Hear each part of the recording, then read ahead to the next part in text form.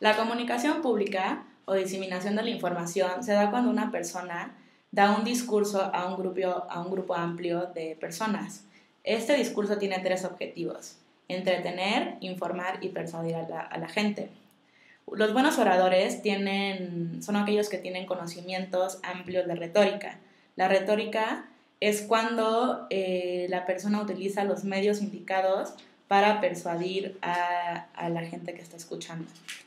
Algunos personajes públicos conocidos actualmente que utilizan este tipo de discurso son Oprah Winfrey, Bill Clinton, Bono y Bill Gates. Hay algunas personas que tienen un temor a hablar en público. Este tipo de problema se llama aprehensión de la comunicación. Otro tipo de comunicación es la comunicación de masas. Esta comunicación es la que se dirige a grandes audiencias mediante canales específicos, como pueden ser la televisión, el radio, la prensa y el internet. Este tipo de comunicación permite el control tanto de los emisores como de los receptores, porque, por ejemplo, cuando un periódico puede escoger qué tipo de información va a publicar y el emisor puede escoger qué información es la que quiere o no leer. En caso de la televisión sería verla y en el radio escucharla. Este tipo de comunicación está restringida porque como es pública se tiene que saber qué tipo de cosas se pueden o no decir a la gente. Y el tipo de información que se dice se escoge dependiendo de las ganancias o pérdidas que se tenga en el público. El contexto de comunicación de grupos pequeños están compuestos por personas que trabajan juntas para conseguir un objetivo en común. La investigación de los grupos pequeños se centra en grupos de trabajo opuestos al contexto de los interpersonales. El mínimo de personas que forman un grupo pequeño es de 3, aunque algunos investigadores afirman que ha de ser 5 o 6. A medida que el grupo crezca, hay menores posibilidades a contribuciones individuales. Además, cuanta más gente hay más número de posibilidades que se crean relaciones personales. La gente del mismo grupo pequeño está influida por las demás personas y esto hace que un individuo sea capaz de tener más perspectivas de un mismo tema, haciendo que una meta o un objetivo se alcance con mayor efectividad. También hablaré del contexto de la comunicación de las organizaciones, que se refiere a una comunicación dentro de institutos, de grandes institutos. Es muy diversa ya que lleva encuentros personales como el del jefe y un empleado, discursos en público, situaciones de grupos pequeños y experiencias mediatizadas como el de teleconferencias. Por lo tanto, comprenden grupos que se orientan a un objetivo en común.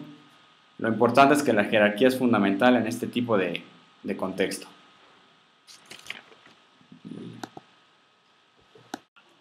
La comunicación interpersonal es la comunicación que tenemos con nosotros mismos, es el diálogo interior.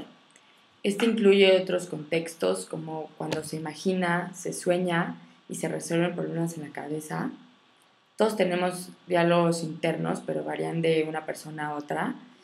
Una de las partes es la autoevaluación, que ayuda a reforzar la autoestima cada vez que lo hacemos. Y se centra sobre todo esta comunicación en el papel del yo, en el proceso. Y antes de reconocer a los demás, primero nos tenemos que conocer a nosotros mismos. Otro tipo de comunicación es la comunicación interpersonal, que es cuando estás con otra persona frente a frente. Esta comunicación investiga y estudia sobre cómo comienzan las relaciones, se mantienen y se terminan. Son muy complejas y diversas. Ejemplos de esta comunicación es madre-hija, otra jefe-empleado, esposo-esposa, etc.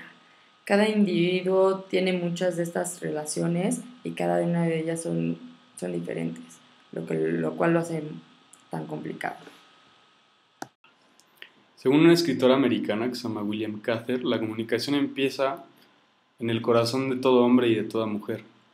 Pero hablando un poco como disciplina, empezó, según algunos teóricos, en Grecia y en Roma, en la antigüedad.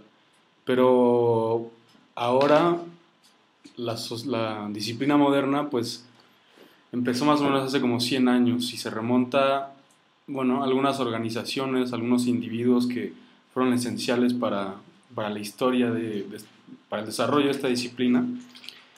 Y bueno, y si tuviéramos que empezar a hablar por una, sería la NSA. Actualmente se llama la NSA, la Asociación Nacional Americana de Comunicación. Y bueno, esta asociación empezó siendo en realidad una asociación de profesores retóricos que daban clases sobre cómo hablar en público.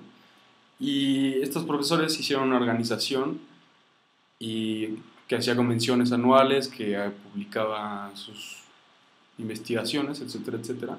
Y bueno, a través de los años cambiaron de nombre, se fueron expandiendo y finalmente se hicieron la NSA. También existen otras organizaciones importantes como la ICA, la WCA, que actualmente son las más importantes. La comunicación hoy en día se rige por contextos. Los departamentos en las universidades, en estas organizaciones, por lo general son unas 7 departamentos, que serían interpersonal, intrapersonal, grupo pequeño, organizacional, pública, comunicación masiva y finalmente la comunicación intracultural. Para tener una definición de cultura debemos mirar a varios lados, pues existen distintas opciones como la dada por John Baldwin y S.L. Lindsay, que dice que la cultura se puede ver como una comunidad de significado y cuerpo de conocimiento local compartido. Esta definición nos ayuda a entender lo que es la intercultura, pues esta hace referencia a los individuos cuyos viajes culturales son diferentes. Y estos no deben ser necesariamente de distintos países. Esto lo podemos ver, por ejemplo, en cualquier estado, municipio, en el que es común encontrar a personas de distintas culturas interactuando entre sí. Y esta ha crecido gracias a la globalización, pues ha permitido que distintos países unan las culturas y se dé la interacción cultural. En el contexto intercultural es el único contexto que se refiere específicamente a la cultura. Y los investigadores históricos estudian justo la relación de estas porque dependiendo del lugar donde vivamos es como se nos va a ir formando nuestra manera de pensar. Pues la influencia de los medios y demás, bombardeo que tenemos sobre nosotros, nos va creando pues eso, la manera en la que pensamos y actuamos. Y